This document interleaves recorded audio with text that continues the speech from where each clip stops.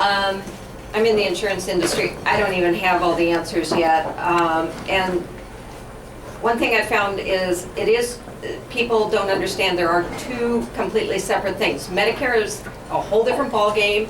For those under the age of 65, this is what's going to be affecting you.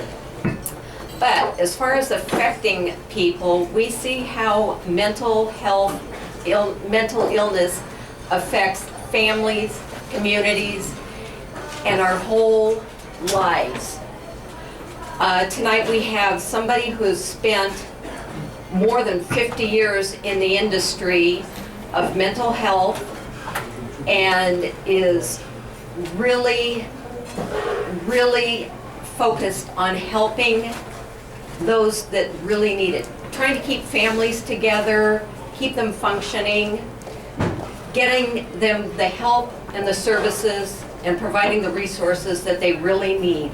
So I'd like you to please welcome Barbara Wilson. She's going to give you a little talk and explain more about what she does.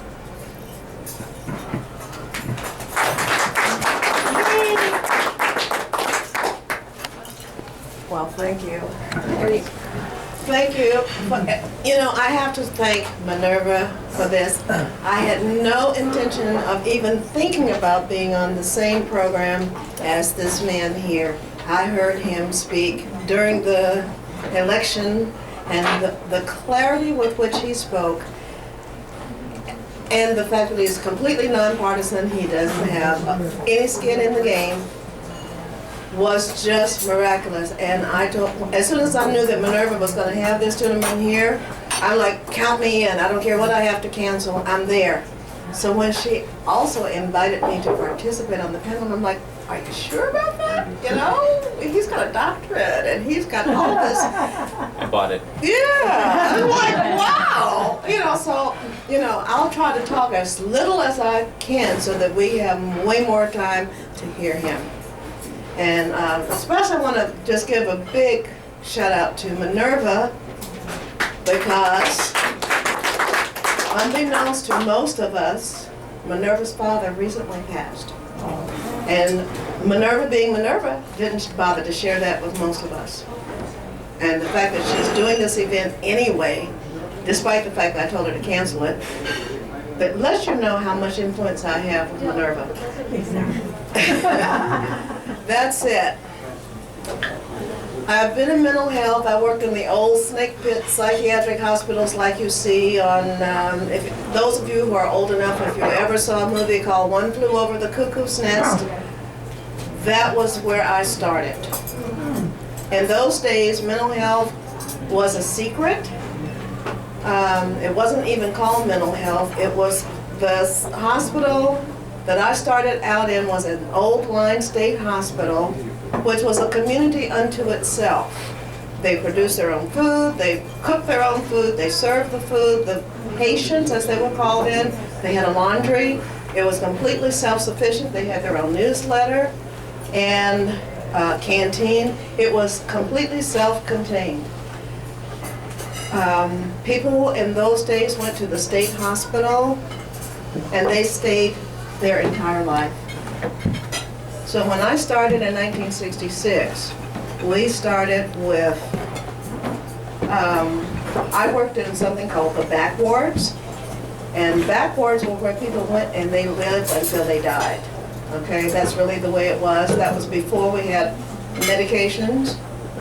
We used to have something called insulin shock therapy and Lobotomies. Well, in the back wards, oddly enough, we had the lobotomy failures. That's what we had. They would smile all the time, and there was nothing going on upstairs. And now we call those Stepford wives, but anyway. Over the years, we have evolved. Tea party, yeah. And those of you who are at all aware of mental health issues, what we started with in the 1970s, when we talked about the need for people to get out of the hospitals and into the community, I was a part of that. Rah-rah, let's have community mental health. It was a new concept. Get out of the ivory towers, meet and greet the real people. We were so naive. What we envisioned was treatment in the communities. But the politicians got a hold of it and they saw a different vision. And we are now living with the results of their vision. Close the mental health facilities and tell the taxpayers we're saving them money. And how are you saving them money when the people are going to go to jail? Who did not see this train wreck coming? Anybody in mental health saw it coming. Who did not see the problems that were going to occur from the LPS Act that was enacted in 1973? And now we are to the point, 2013, they are now talking about possibly amending, not rewriting, but amending the LPS Act. So for those of you that are computer literate, I'm from the typewriter generation, so, you know, I like phone numbers, but if you're What is in... LPS? Oh, I'm sorry, LPS, Lanterman-Tetras Short Act. That was an act that was passed in 1973 that said that if you have a form of mental illness that other people decide that you're really not functioning to their satisfaction, you can be involuntarily hospitalized, but only for 72 hours. And then at the end of 72 hours, you have to be given the right to have an attorney, and that attorney can appeal your case and say, let him out. Okay? And then the insurance companies got a wind of it, and they went, well, isn't that nice? We'll pay for people for 72 hours, maybe 14 days. So that's kind of how we got to where we are. And then, you know, the pharmaceutical industry said, we got new drugs. They don't need to be in a hospital. We can save them money. Okay, so that's kind of how we got to where we are now with revolving door, having people in and out of jail. And, you know, there's no way that jail is cheaper than the best psychiatric hospital. But certainly we do not have the best psychiatric hospitals. Right here in LA County, it might surprise you, and then again it might not surprise you to know that the largest acute, now acute means that you're crazy right now, the largest acute mental health treatment center in Los Angeles County, and mind you, Los Angeles County has 1/3 of the population of the state of California. The largest single treatment unit is in LA County jails. And so those of you that have the LA Times and you know Steve Lopez, he regularly writes stuff on behalf of what's not happening. We have people dying in jail. So we have actually taken mental health treatment back to the 1800s. That's where we are. I attend a lot of the mental health planning meetings, Obamacare, and before Obamacare, as it's called, before that was passed, a very important rider was attached to a major piece of legislation. Anybody remember the stimulus bill? Oh, yeah. There was a little piece of legislation that was attached to that bill, and it's called for parity. What does that mean, parity? It means that insurance companies, health insurance companies, can cover your whole body, except, God forbid, you need to have some therapy, or you have some mental health issues. Then now we don't cover you. We don't cover that part, or we only cover you for X number of sessions, and then you have to be cured. Okay?